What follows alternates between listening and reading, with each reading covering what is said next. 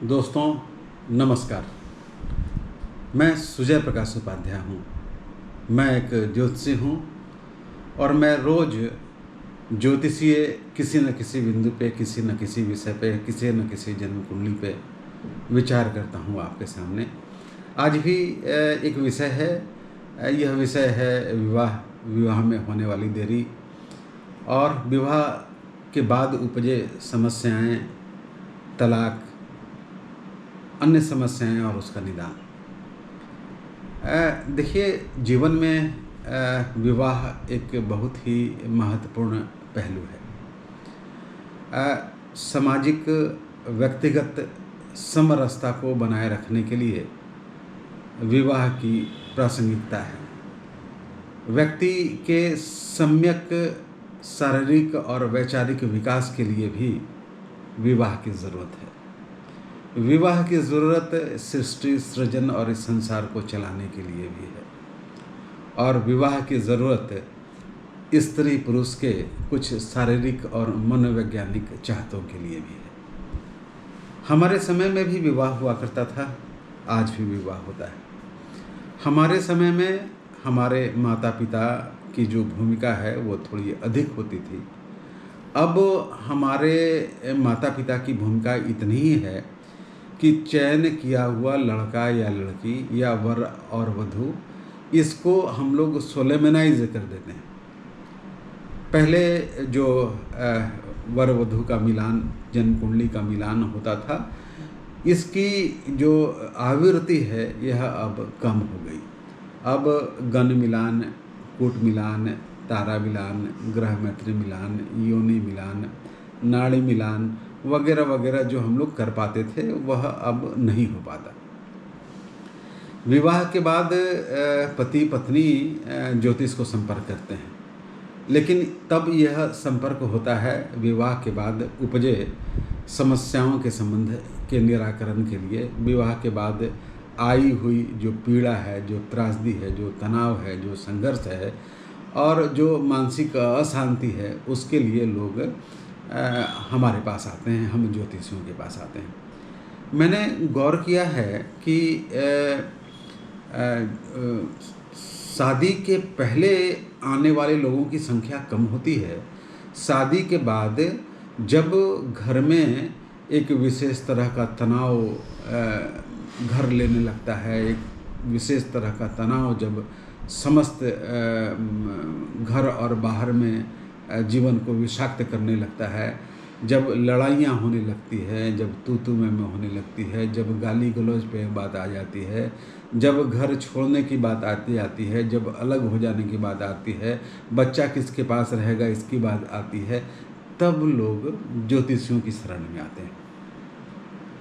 अच्छा, मैं ये नहीं कहूँगा कि थोड़ी देर कर देते हैं, लेकिन मैंने जब विचार किया उन लोगों की कुंडलियों पे, तो मुझे यह एक बात तो बहुत स्पष्ट रूप से समझ में आ गई। वह यह कि जिन जिन लोगों में यह समस्या होती है उनकी कुंडली में बृहस्पति, शुक्र, सप्तम भाव का स्वामी, सप्तम भाव में रहने वाले ग्रह, दूसरा भाव का स्वामी, दूसरे भाव में रहने वाले ग्रह विशेष रूप से पीड़ित होते हैं। अब आप पूछेंगे कि पीड़ित होने का मतलब?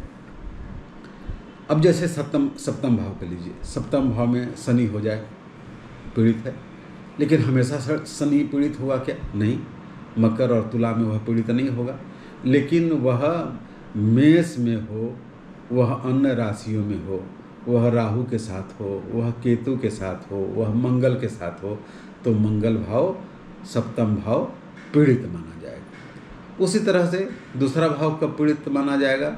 जब वहाँ वो जो अशुभ ग्रह हैं, अशुभ युति बनाते हुए, उसको कमज़ोर करते हुए दूसरे भाव का स्वामी अष्टम भाव में बैठ जाए, दूसरे भाव का स्वामी 12वें भाव में बैठ जाए, दूसरे भाव का स्वामी त्रिक भाव में बैठ जाए, उसी तरह से सप्तम भाव का स्वामी त्रिक भाव में बैठ जाए, तो ये जो सप्तम भाव और द्वितीय भाव पीड़ित माने जाते हैं।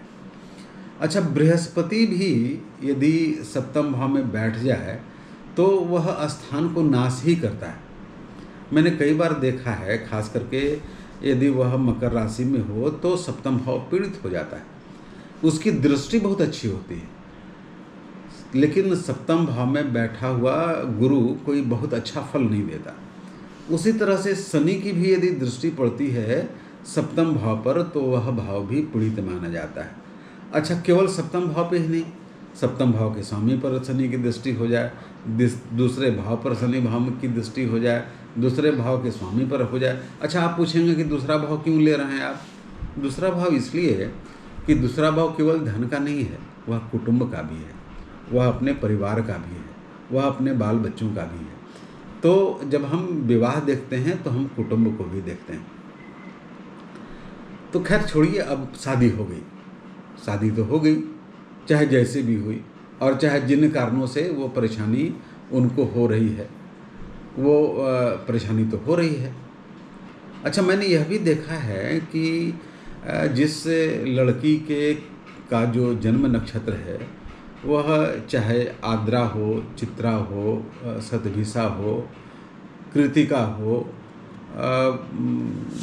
पुष्या हो, ज्येष्ठा हो,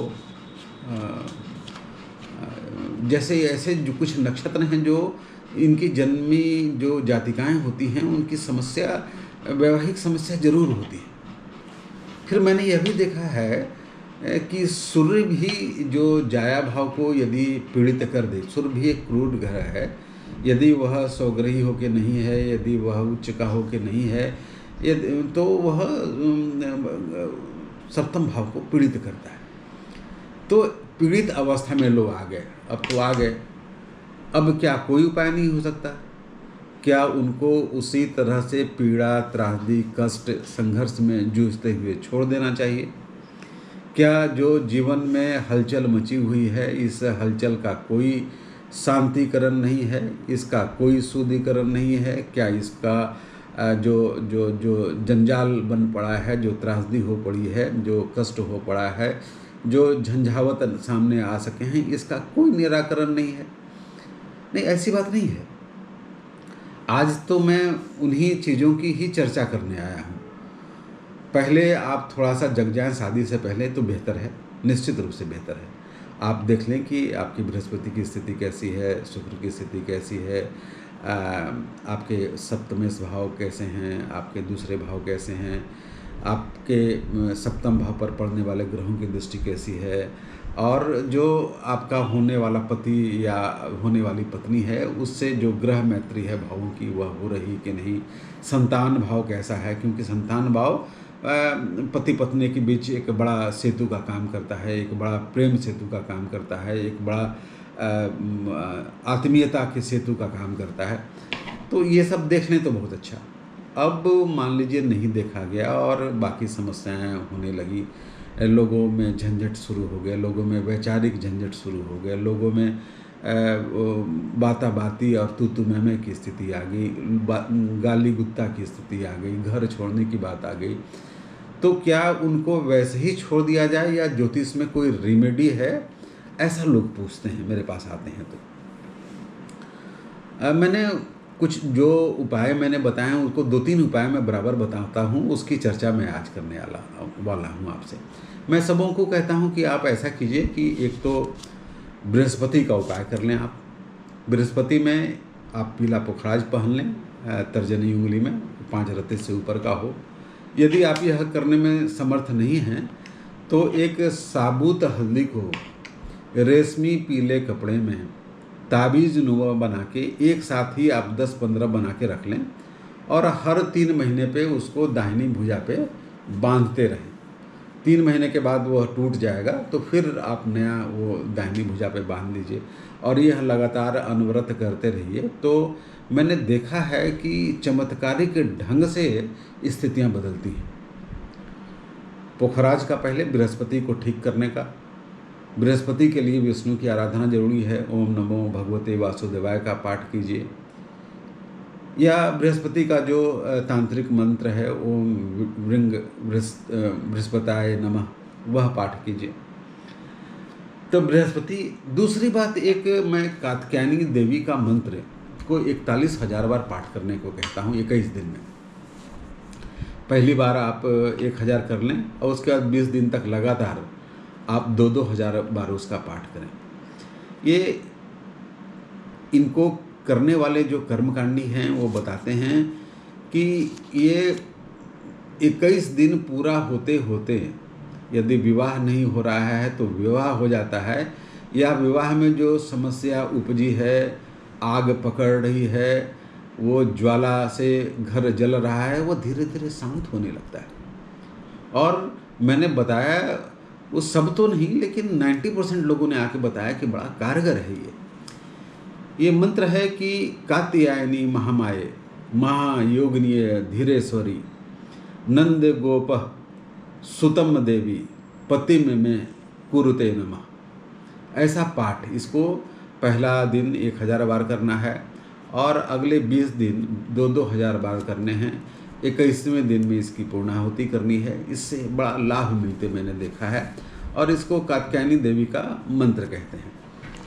तीसरा जो एक आदि शंकराचार्य, जो वैसे तो अद्वैतवादी के प्रणेता थे, वो एक ही मानते थे, सब कुछ जितना भी जो जड़ है, चेतन है, प्राणी जगत है, विश्व जगत है, पूरा ब्रह्मांड है, उसके आगे पीछे उसका सब एक ही है और सब में एक ही चीज़ भासता है। बाकी चीज़ जो है उसको उन्होंने कहा कि यह भ्रम है, यह माया है और उसका कोई अर्थ नहीं। लेकिन इन्होंने भी कुछ देवी देवताओं को माना। इन्होंने खास तरह से वैवाहिक जीवन के बाद उपजी समस्याओं को दूर करने के लिए इन्होंने सौंदर्य लहरी एक पुस्तक लिखी। वो इनफैक्ट महात्रिपुर सुंदरी पर लिखे गए श्लोक सब हैं। और ये जब इस तरह की झंझट शुरू हो जाए, विवाह न हो, विवाह हो तो विवाह के बाद जो समस्याएं उपजती हैं, जो तनाव उपजता है, जो पीड़ा उपजती है, जो अनबन बनता है, जो तू में होती है, जो गाली गलौज होता है, जो बाकी चीज़ें होती हैं, उसको दूर करने के लिए इनका जो ये पहला से लेके 18वां श्लोक है, इसका मंत्र का पाठ किया जाए तो यह भी अद्भुत तरीके से काम करता है।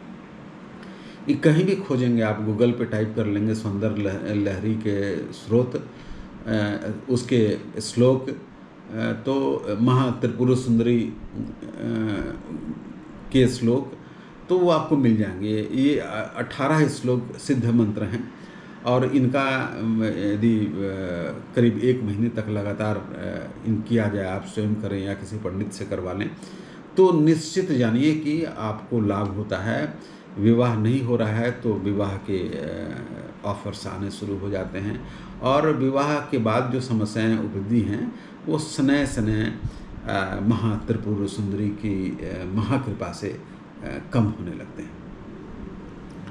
एक और है जो वाल्मीकि कृत रामायण है, उसका जो सुंदर कांड है वो छोटा सर्ग है, वो सर्ग 7 है, वो छोटा है। इसका पाठ भी हम करने को कहते हैं, खासकर उनके लिए जिनका शनि के कारण जो वैवाहिक समस्या हो रही है, शनि के कारण विवाह नहीं हो रहा है, या शनि की पीड़ा से वो वैवाहिक जीवन तबाही पर है,